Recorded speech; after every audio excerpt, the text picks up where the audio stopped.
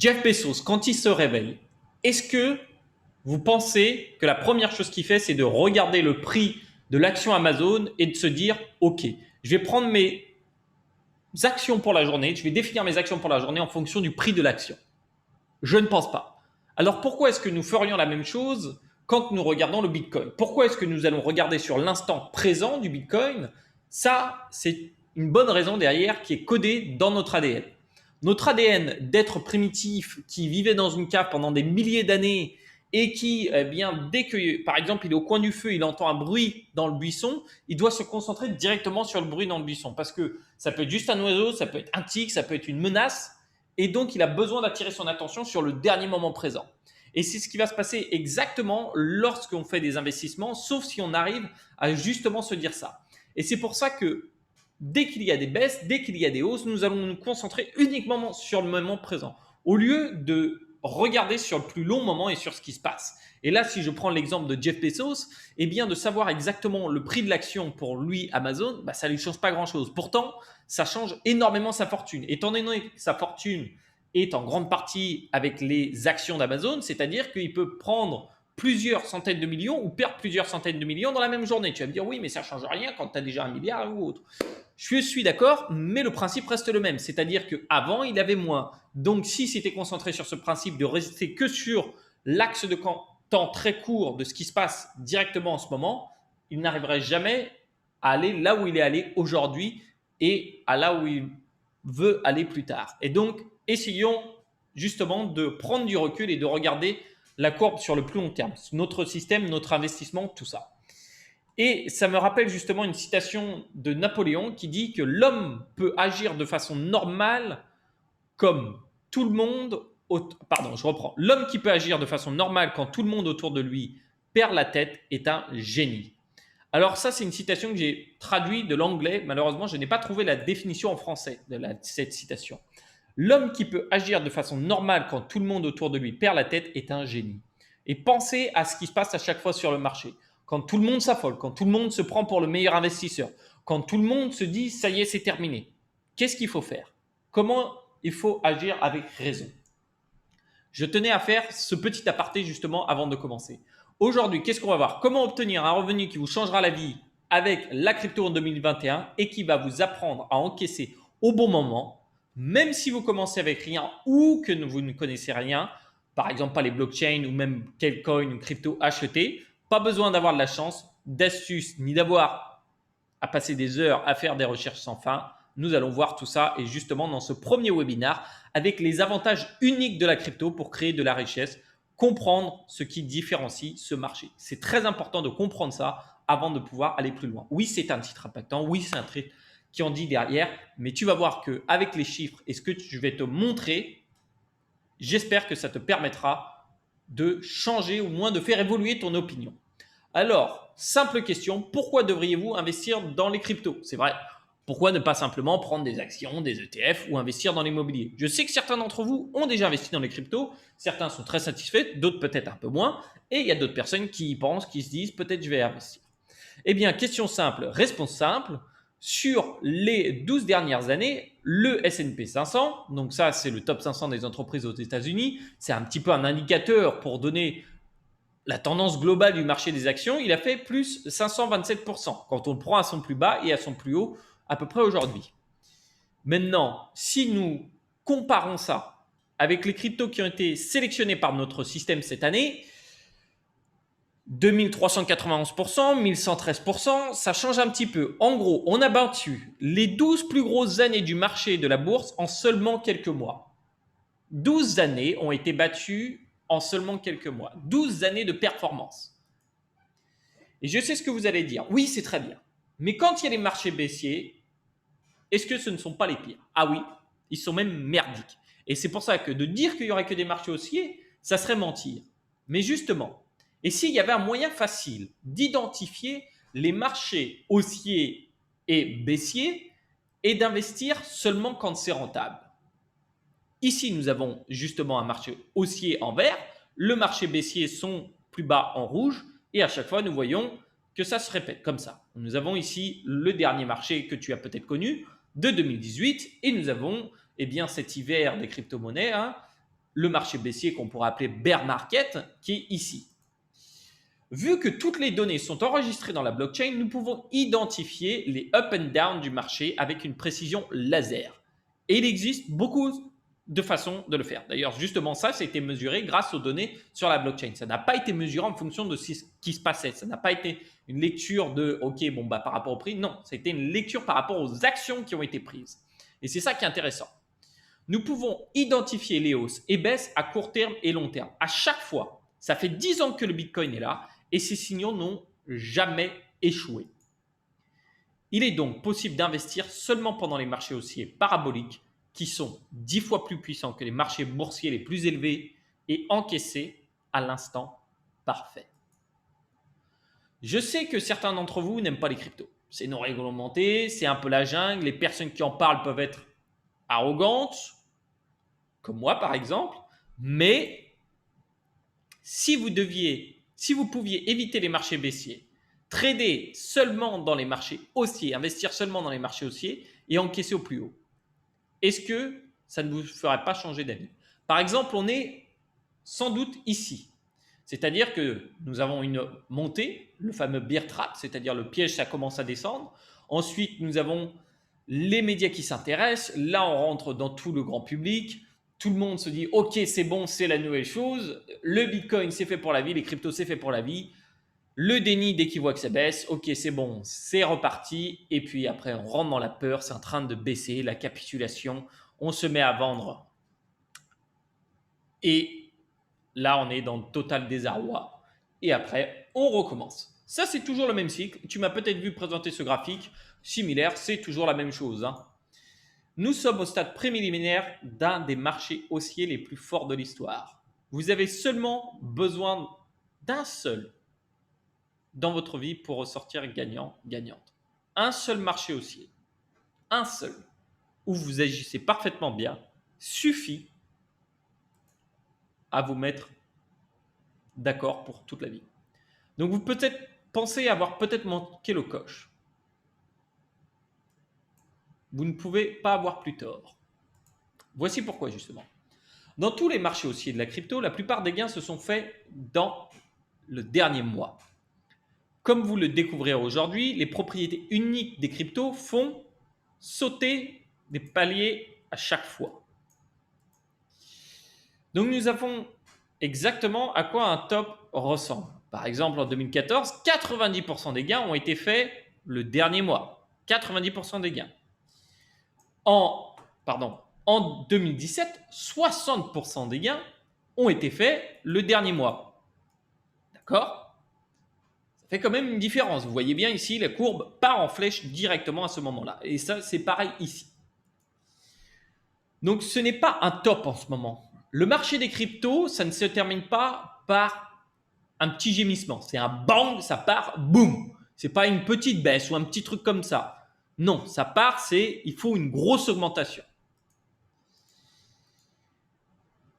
Et là, ça, c'est une capture écran justement d'un compte Binance que nous avons utilisé lorsque nous avons retiré que la moitié des bénéfices le 21 mars 2021. Donc, tu vois, au début du système, il est à 45 000 $ et à la fin, il est à 420 000 $ après avoir retiré les bénéfices. La moitié des bénéfices. J'investis depuis plus de 5 ans. Les investissements me permettent d'être libre de mon temps et de vivre où j'en ai envie. C'est la première fois que je vois un retrait aussi gros effectué en une fois. Retirer un demi-million de $ en cash est une première. Même pour moi, c'était juste énorme. Et ça a été fait avec le système d'investissement dont je vais vous parler cette semaine. Durant cette semaine, je vais vous apprendre tout ce que je sais sur la construction d'un système d'investissement pour les cryptos et vous montrer les règles de notre système. Je vais vous montrer les règles de base, comment nous avons adopté l'algorithme que vous allez apprendre. Vous allez découvrir exactement comment et pourquoi le marché des cryptos est différent de la bourse et des devises et comment nous pouvons établir des systèmes pour profiter de ces différences. Je vais vous montrer également les preuves de ce que nous avons testé, optimisé et échangé avec mon ami Scott. Présentons-le justement maintenant. Scott, c'est cet homme ici qui est un petit peu mon mentor. Je l'ai rencontré hasardeusement lors d'un mastermind. On était entre entrepreneurs à Bangkok et il se retrouve qu'il était assis à côté de moi. Et Scott a commencé à me parler de ce qu'il faisait. Il m'a dit qu'il était à fond dans le trading et autres. Et tu me connais, moi le trading, ça ne m'intéresse que très peu parce que je n'ai pas du tout vocation à vouloir trouver un autre boulot, passer tout mon temps derrière mon ordinateur à regarder des courbes. Sauf que Scott a commencé à me montrer ses résultats et crois-moi, il a réussi à m'enlever l'attention que j'avais pleinement sur ma belle petite côte d'agneau que j'étais en train de manger dans ce restaurant qui se voulait à moitié restaurant français, je ne sais pas. Parce qu'en fait, Scott, quand j'ai commencé à lui demander comment il faisait ça, il m'a dit qu'en fait, à chaque fois, il construisait un système. Il construisait un système, il faisait ce système travailler pour lui. Ce qui fait qu'en fait, son investissement en trading était automatique. Donc, ça devenait vraiment de l'investissement. Ça ne devenait pas du trading. Et c'est pour ça que du coup, j'ai commencé à lui demander tout, comment ça fonctionnait, voir comment on pouvait améliorer ça, qu'est-ce que je pouvais apporter là-dessus. Et j'espère justement que je vous convaincrai d'abandonner l'espoir comme une stratégie d'investissement, d'oublier les astuces, mais à la place d'adopter une approche logique et axée sur les données pour générer de la vraie crypto-richesse. Encore mieux, je vais vous montrer exactement et précisément quand le marché crypto haussier sera fini et comment encaisser à ce moment clé sans avoir à redonner un centime de vos bénéfices quand le marché va tomber. Je vais vous montrer comment surfer sur la vague des cryptos jusqu'à son sommet et comment encaisser au moment parfait pour que vous puissiez rider votre Méhari sur les bords de mer sans avoir à souffrir d'un marché en chute libre. Sans compter sur une prédiction non scientifique de Madame Irma, même si je sais, vous connaissez mon attachement pour elle, ou autre prédiction absurde, pas de cycle lunaire, d'onde d'Hélio, Fibonacci, ou autre toute supposition hasardeuse. Encore une chose, vous pensez sans doute que je suis un mec plus ou moins connu qui investit simplement sur des indices et que le système est basé là-dessus. Non. J'ai compris que le marché des cryptos bouge tellement vite et se comporte si différemment pendant les phases de bull et bear market qu'il y a une bien meilleure façon de faire que de compter sur les anciennes méthodes. Alors, si tu ne connais pas, un bull market, c'est un marché haussier et un bear market, un marché baissier. Voici le plan. Je vais vous apprendre tout ça durant ces 4 webinars live. Premier webinar, pourquoi le marché des cryptos sont différents. C'est ce qu'on est en train de voir. Ensuite, deuxième webinar, construire notre système. Troisième webinar, optimiser le système. Et quatrième webinar, les règles de mon moteur de création de richesse automatique. Comment tout ça fonctionne et comment ça a été établi et amélioré. Huilé comme il faut. Vous allez apprendre comment utiliser les secrets contenus dans la blockchain elle-même pour vendre au sommet. Donc ici, par exemple, tu auras le signal, OK, on passe en cash, on vend, et ici, on rachète le Bitcoin. Le but n'est pas de mesurer toutes les petites variations qui arrivent sur le marché des crypto-monnaies, mais de mesurer quand on arrive au top. Donc, on n'est pas en train d'essayer de faire un x2 ou un x3, nous sommes en train de regarder sur le plus haut, c'est-à-dire à combien peut apporter, combien peut aller les crypto-monnaies, et là, ce que nous voulons faire. Et acheter à nouveau une fois le marché baissier terminé. Donc, dans cette période-là, c'est-à-dire au meilleur moment pour racheter. Avec cela, vous éviterez les chutes moyennes de 90% que les cryptos ont eues pendant les marchés baissiers. Quel type de stratégie d'investissement marche avec les cryptos? La plupart des approches pour les cryptos ne sont soit pas transposables sur les marchés traditionnels, soit elles vous demandent d'endurer 90% de baisse à un moment et juste hodl. Le fameux hodl qui veut dire juste gardez vos cryptos, attendez et puis tu fais ce que tu veux. Faisons une analyse réelle des stratégies communes pour générer un revenu à l'aide des crypto-monnaies. Et je vois qu'il y a Elder qui dit, Elder d'Acosta, il ne faut pas faire chez Scott une claque et tu tombes. C'est vrai, c'est un peu un gorille. C'est un peu un gorille, c'est pas moi qui le dis, c'est lui. Vous auriez dû être chanceux d'acheter des bitcoins en 2011. N'est pas une stratégie d'investissement. Beaucoup de personnes vous la disent, beaucoup de personnes la préconisent. Et écoute, et personnes vont dire oui, Marty, c'est parti, on allume la DeLorean, on repart dans le temps et puis on va acheter nos bitcoins. À moins d'avoir une machine à remonter dans le temps, justement, ce n'est pas très réaliste, ce n'est pas réaliste du tout. Bien sûr, les personnes ayant acheté tôt sont devenues riches. Bon, certaines ont perdu leur argent, mais peut-être qu'elles l'ont gardé. Mais nous sommes en 2021, pas en 2014. Donc, autant se baser sur ce qu'il y a aujourd'hui. J'étais chanceux d'avoir acheté des bitcoins en 2011 ne veut pas non plus dire que vous avez des pouvoirs de prédiction. Peut-être que vous avez acheté ça même parce que vous vouliez acheter de la drogue. Donc, c'est pas non plus peut-être les meilleures prédictions que vous pourriez avoir. Alors, si vous voyez quelqu'un faisant une prédiction sur le prix de toutes les cryptos en 2021, la question logique est quel est votre track record sur la réussite de toutes ces prédictions? Demandez sur le passé. 2. Aviez-vous anticipé le marché baissier de 2018? 3. Aviez-vous prédit la fin de ce marché baissier correctement et non 10 fois avant que vous n'ayez anticipé? À moins d'avoir prédit le marché baissier, pourquoi pensez-vous avoir la capacité de prédire le marché haussier?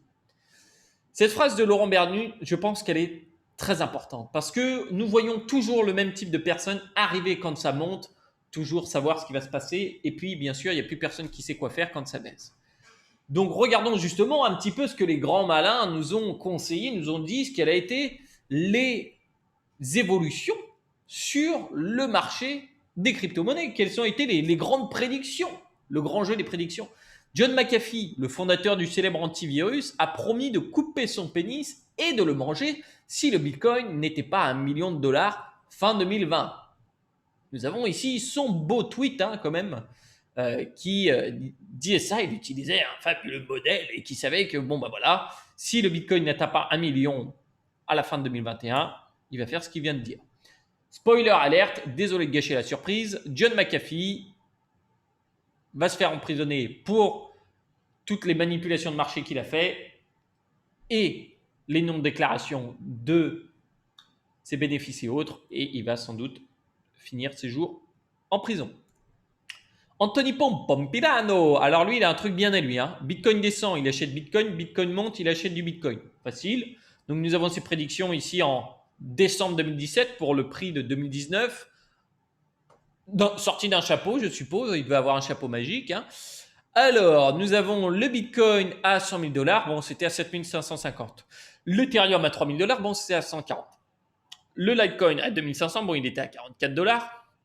Et le XRP à 10 $, il était à 20 centimes en fin 2019. Bon, petit problème là. Il y a toute une industrie de prédicteurs Bitcoin promettant d'avoir une boule de cristal et de pouvoir vous aider. Examinons maintenant les prédictions les plus notables de 2020 des personnes qui sont soit dans les fonds d'investissement, qui ont des bons contacts dans les crypto-monnaies, qui sont sans doute les personnes à suivre. Donc nous avons Jim McAfee, bon lui il était complètement à l'ouest.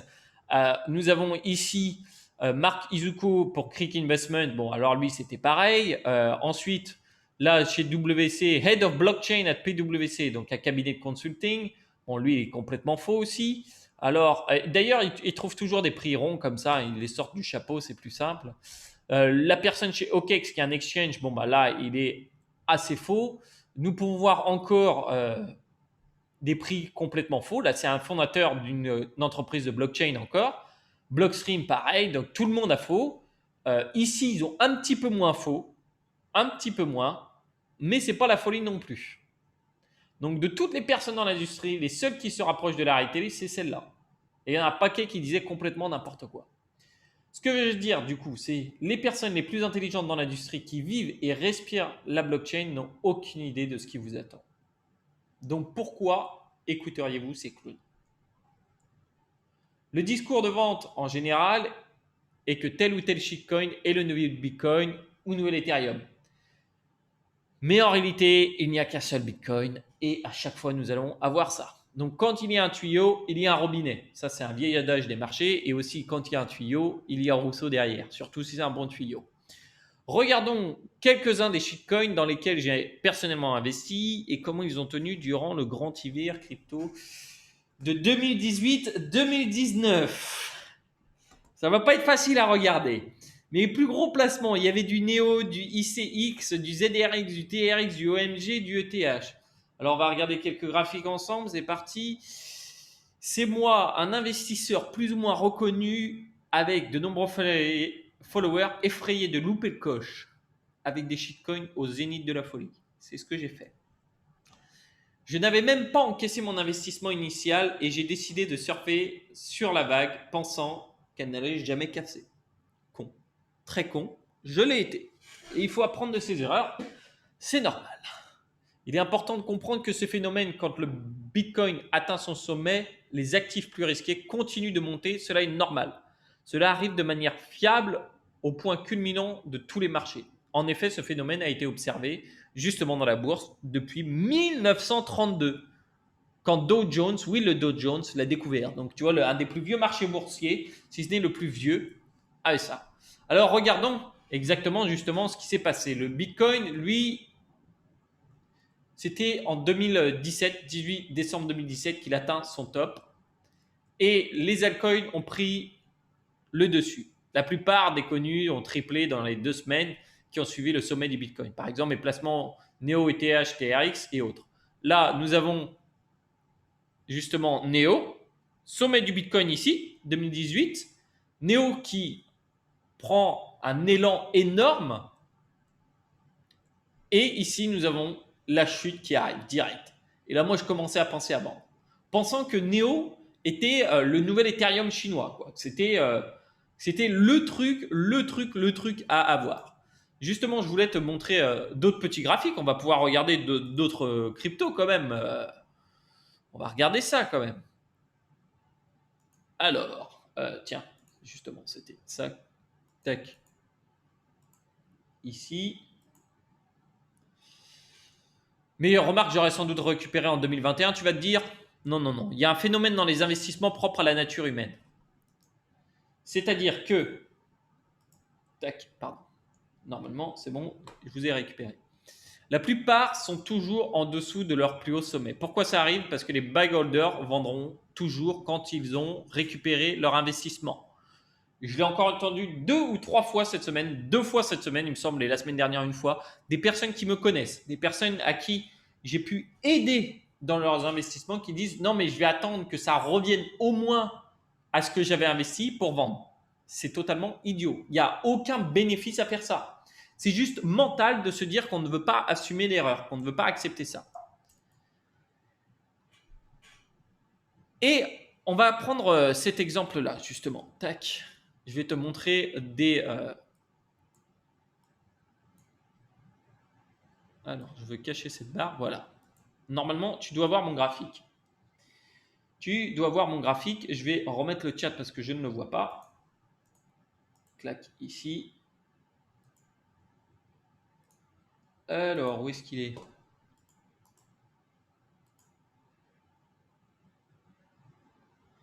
Donnez-moi d'ailleurs des crypto-monnaies dans lesquelles vous avez investi peut-être lors de ce bull market de 2017, des cryptos que vous aimiez.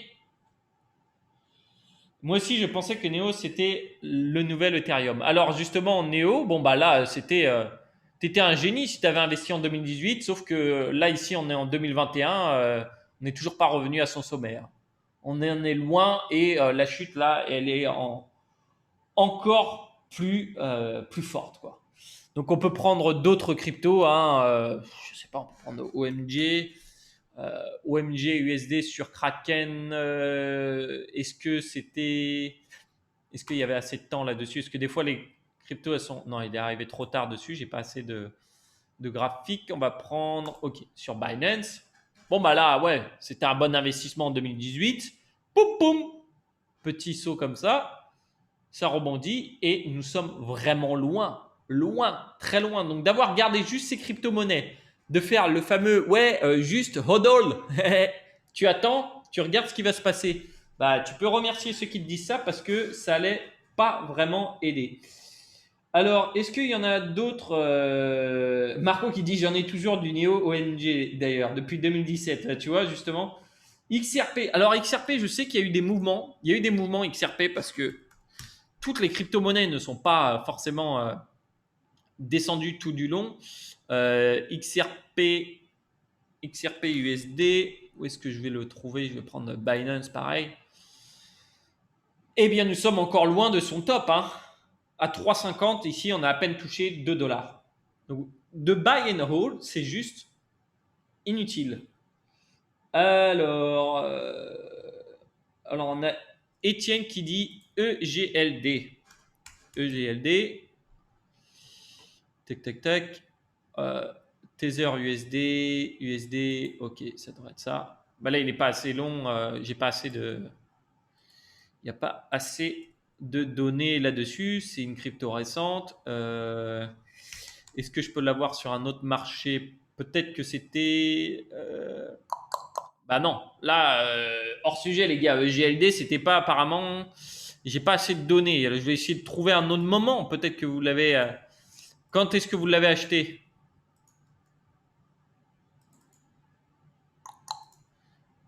Hop, je vais prendre un autre moment. Je vais peut-être prendre chez Bitfinex. Peut-être que c'était chez Bitfinex. Non, je ne l'ai pas non plus. Donc on parle de 2017. Donc voilà. Donc justement, oui, c'est bien ce que je me disais. GLD, ce n'est pas 2017. Mais les personnes vous montreront toujours les gains qu'ils ont eus. Bon là, le GLD, par contre, ils prennent une claque de malade. Ça ne veut pas dire que ça ne remontera pas. Est-ce que vous avez d'autres petites cryptos que vous avez achetées en 2017 que vous pensiez qui étaient pas mal, intéressantes? Parce que on avait parlé de. Qu'est-ce qu'il y avait d'autre? Il y en avait plein. Bref, toutes les cryptos, à chaque fois que tu as XLM, allez, c'est parti. XLM Arnaud. Hop, pop, pop, pop. XLM, on est quand même pas mal remonté. On n'est pas à son sommet. Mais comme quoi, voilà, ça peut arriver. La première, le TRX, je crois que c'est Tron, TRX, le fameux. Alors lui, c'est spécial. Là, bon, on avait le pic ici, et là, on en est loin encore. Mais bon, il avait quand même remonté un peu, mais le fameux de j'attends de reprendre pour faire ma mise, eh bien, ça va être compliqué. Donc, vous voyez, dans les crypto-monnaies, il y a quelque chose qui est toujours comme ça. Comme je disais tout à l'heure, justement, les vainqueurs vont changer et vous allez comprendre pourquoi. Maintenant, comparons la stratégie d'achat justement et de conservation du Bitcoin. Là, si tu achetais et tu gardais, par contre, tu étais plutôt gagnant. Là, on voit que c'est toujours comme ça augmente. Bon, tu as des phases de baisse, mais sur la fin, quand même, le Bitcoin a toujours passé ses paliers. Donc, dans quelques instants, justement, vous découvrirez exactement pourquoi le Bitcoin finit toujours bien, contrairement aux altcoins. En résumé pour l'instant, ok? Acheter et conserver ne marche pas pour les altcoins, mais fonctionne pour le Bitcoin. Si vous pouvez gérer des chutes de 85%, si vous pouvez gérer ça, gardez vos Bitcoins, c'est bon. Suivre les prédictions des gourous ne marche pas du tout. Les altcoins qui souffrent de chutes importantes luttent sous le poids de la pression des bag-holders. Les bag-holders, justement, ne vont pas vendre puisqu'ils se disent non, j'attends que ça repasse au moins au prix que j'ai acheté. Et le coin le plus rentable dans le prochain marché haussier ne sera pas le même que dans le dernier marché haussier. Je pense que vous le savez déjà si vous investissez pendant ce temps. Alors, passons à autre chose. Pourquoi les marchés crypto sont-ils différents? Si nous comprenons cela, nous serons en mesure de résoudre l'énigme. L'attitude des investisseurs est complètement différente pour les bitcoins gardés sur le long terme. Et là, je commence à être content parce que je sais que je vais vous présenter des chiffres que j'ai adorés. Voilà, ça c'est la probabilité qu'un coin étant vendu sous 14 jours. La probabilité qu'il va être revendu sous 14 jours, elle est très faible rapidement. C'est-à-dire que nous avons une courbe logarithmique inversée. Directement, au début, il y a beaucoup, et après, les chances deviennent très faibles au fur et à mesure des jours. Ici, en fait, c'est l'âge de la crypto. Alors, qu'est-ce qu'on dit? C'est l'âge de la pièce. Et l'âge du Bitcoin, par exemple, ça va être si tu as envoyé ton Bitcoin il y a 60 jours sur ton ledger, eh bien, ton Bitcoin a 60 jours. Voilà, ça va être sa date. Et on sait qu'une fois que le coin a dépassé cet âge, il va sans doute être placé sur du stockage long terme. Vous voyez ici, la probabilité au début, quand c'est récent, elle est très forte. Donc, ce qui va se passer, c'est que dans les 14 jours, eh bien, les personnes vont soit l'utiliser pour acheter quelque chose sur Internet, pour l'envoyer à quelqu'un ou pour spéculer. Et s'ils ne font pas ça, après 14 jours, eh bien, nous avons ici environ 100 jours, 144 jours. Il y a très peu de chances que cette crypto bouge encore. C'est-à-dire que le Bitcoin va être utilisé, bougé après ça, après environ 144 jours. Après 144 jours. Donc, ce qu'il faut comprendre, c'est que quand les bitcoins ne sont pas dépensés rapidement, ils ont tendance à être enlevés du marché. On a vu justement, après, il y a très très peu de chances qu'ils bougent. Ces coins vont en dehors des échanges, dans un stockage hors ligne, où il sera dur de les sortir. Si tu le fais, tu le sais. Cette friction à la vente, où les détenteurs à long terme doivent sortir leurs coins du stockage hors ligne, les placer dans un exchange, les vendre, puis commander un virement bancaire, signifie que les vendeurs long terme ne sont pas suffisamment influencés par les changements de prix. Parce que la friction et le fait que, au lieu de se dire de paniquer et de faire je vends tout, ils ne peuvent pas le faire. Ils ne peuvent pas le faire puisque le fait d'aller prendre sa clé, d'aller la brancher, d'aller taper les codes, d'aller tout faire ça et de devoir se poser et d'être avec un calme certain, ils ne vont pas le faire. Ce n'est pas la même chose que la bourse. La bourse, tu peux appeler ton banquier. Si tu passes avec ton banquier, tu dis tu vends tout. Tu peux te connecter sur ta plateforme, tu peux tout vendre. Et ça, c'est une différence clé entre la bourse, le forex et les crypto-monnaies. Ce frein est énorme. Il faut bien le comprendre. Et c'est important de comprendre cela. La friction importante à échanger du Bitcoin en cash fait que les détenteurs long terme ne veulent pas le faire avant d'être vraiment prêts à vendre. J'ai des exemples concrets qui sont de ma vie aujourd'hui. Par exemple, je connais déjà 2 personnes qui m'ont dit moi, je vendrai un Bitcoin que le jour où ça me permet d'acheter une maison. Et une maison à peu près ici en Thaïlande, tu comptes 200 000 à 300 000 pour quelque chose de vraiment luxueux, quoi. C'est ce qu'ils veulent. Donc pour eux, ils ne le vendront pas avant. Et ils n'ont pas de raison de le vendre avant. Ils ne vont pas aller le faire. Donc les détenteurs long terme sont ce qu'on appelle des strong hands, des mains fortes. Elles vont garder leur position et nous pouvons observer leur comportement justement et les signes qui sont sur le point de vendre. Et c'est là que c'est normalement la fin du marché aussi. C'est pour ça que je trouve ça super intéressant parce que tu n'as aucune idée, tu vois, de combien de temps les personnes gardent leurs actions. Mais tu peux avoir l'idée de combien de temps les personnes vont garder leur Bitcoin.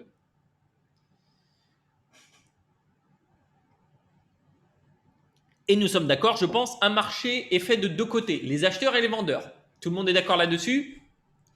De toute façon, je ne vais pas vous demander votre avis. Si vous êtes d'accord, oui ou non, vous pouvez me le dire dans le chat. Dites-moi si vous êtes d'accord. Normalement, ça va être que des oui. Là, c'est juste pour demander de la participation, pour que tout le monde reste éveillé, qu'on soit bien dans le truc, tu vois. Non, qui fait exprès. Presque très d'accord. Lune. Alors, qui sont les strong hands? On va justement les utiliser. On va les étudier. Non, les strong hands ne sont pas forcément les baleines, pour répondre Olivier. Parce qu'une strong hand, ça peut être par exemple n'importe qui dans ce chat qui n'a pas vendu ses cryptos, qu'il a acheté en 2017. Et nous avons eu des exemples, justement. Ça, c'est ce qu'on appelle une main forte. Elle ne va pas vendre sous la pression. Alors, il n'y aura que 21 millions de bitcoins. Justement, on va se concentrer maintenant sur la réserve. Étant donné qu'il y a une offre, il y a une demande, la réserve, ça va être la offre.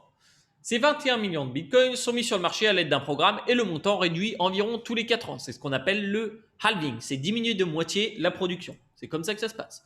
Donc, le nombre de bitcoins que les mineurs ont en récompense pour garder le réseau en marche est en chute. Oui, parce que les mineurs sont la plus grosse pression sur le marché. Pourquoi? L'électricité est chère, ils ont besoin de récupérer leur investissement. Eux, ils achètent de l'électricité et des machines et ils utilisent tout ça pour transformer en bitcoin et maintenir le réseau. Ils sont payés comme ça. Miner, c'est convertir l'électricité en bitcoin.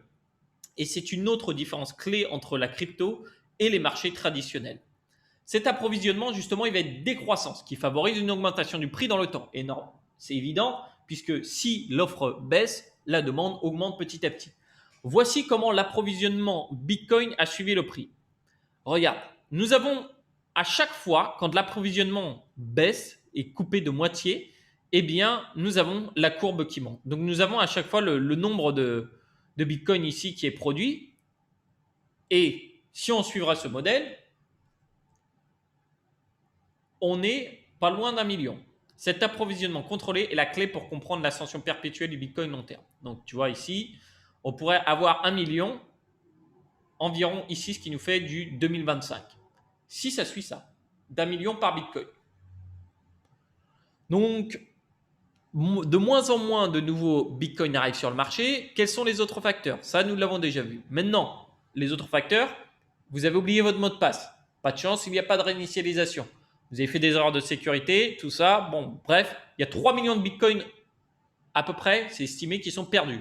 Les gens sont morts avec leurs clés, les disques durs jetés. Il y a eu des tas de choses, des arnaques, des machins. Bref, il y a eu 3 millions de Bitcoin de perdus.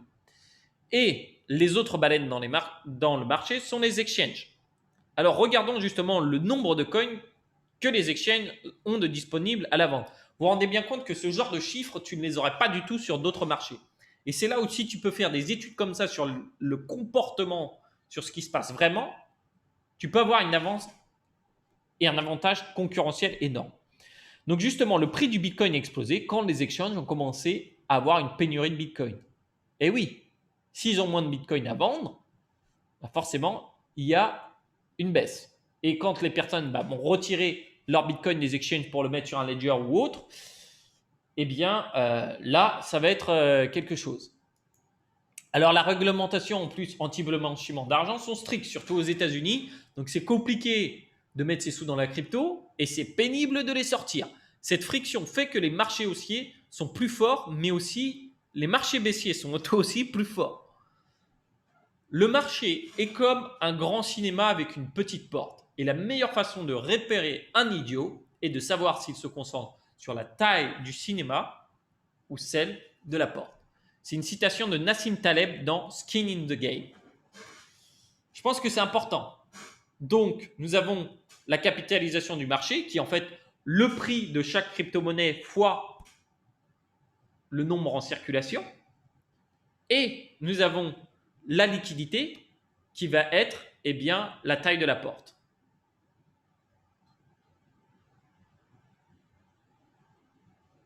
Donc, toujours penser à la taille de la porte. Et en crypto, la capitalisation, c'est la taille du cinéma et la liquidité, c'est la taille de la porte. Dans la panique, tout le monde court vers la sortie. C'est un mouvement de foule qui se crée.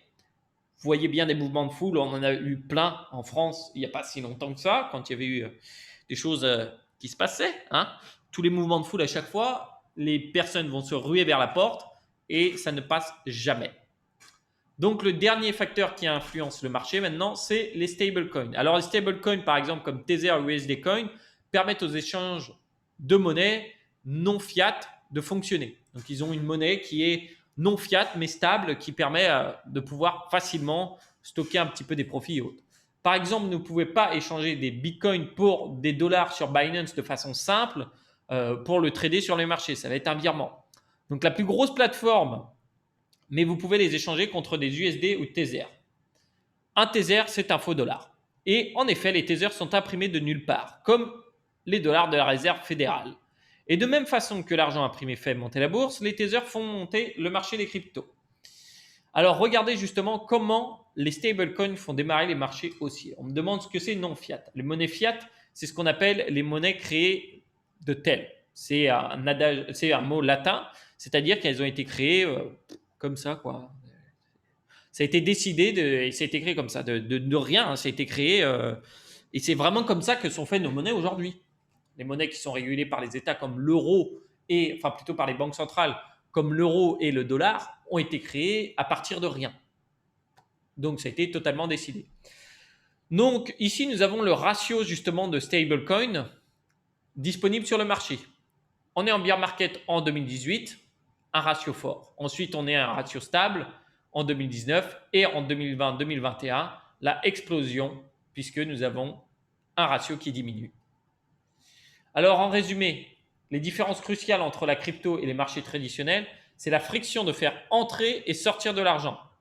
Les échanges et les baleines dominent le marché. L'impression de stablecoin est une manipulation non régulée et le comportement des détenteurs à long terme est différent. Le marché crypto haussier démarre à cause d'une chute d'approvisionnement soudaine suivie d'une demande soudaine. D'où vient cette demande soudaine? Elle vient de 3 directions en ce moment, les particuliers, les entreprises et Wall Street. L'argent des particuliers s'accumule et ça s'accélère. Donc, je connais personnellement pas mal de monde qui a commencé à ouvrir des comptes sur les cryptos ces derniers mois. La demande est forte, ce qui fait la demande est forte et augmente égale l'argent s'accumule. Nous avons cette montée sur le nombre d'adresses Bitcoin et nous avons le prix qui suit. Alors, zoomons justement dessus et vous pouvez voir que malgré la baisse récente du prix, de plus en plus de comptes ont été approvisionnés. L'argent des institutionnels s'accumule. BlackRock, Tesla, MicroStrategy, PayPal, Visa. Si vous ne connaissez pas BlackRock, c'est la plus grosse entreprise d'investissement. Alors justement, Bitcoin Treasuries en répertorie un paquet. Vous voyez que les entreprises n'achètent pas un ou deux bitcoins. Ici, on parle de 91 millions de bitcoins, 48 000, 8 000, 5 000. Donc c'est plusieurs milliers ou plusieurs centaines de bitcoins, ce qui fait que c'est des valeurs qui sont juste hallucinantes. Et le facteur final qui augmente la demande est l'argent de Wall Street.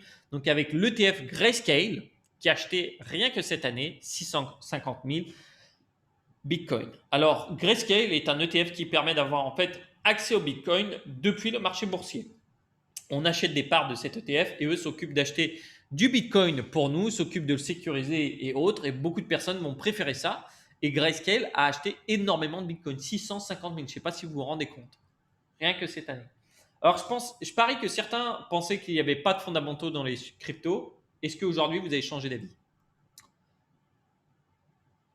Est-ce que qui a changé d'avis? Qui a changé d'avis? Avant de continuer, je voudrais vraiment savoir. Peut-être qu'il y en a qui n'ont pas changé d'avis.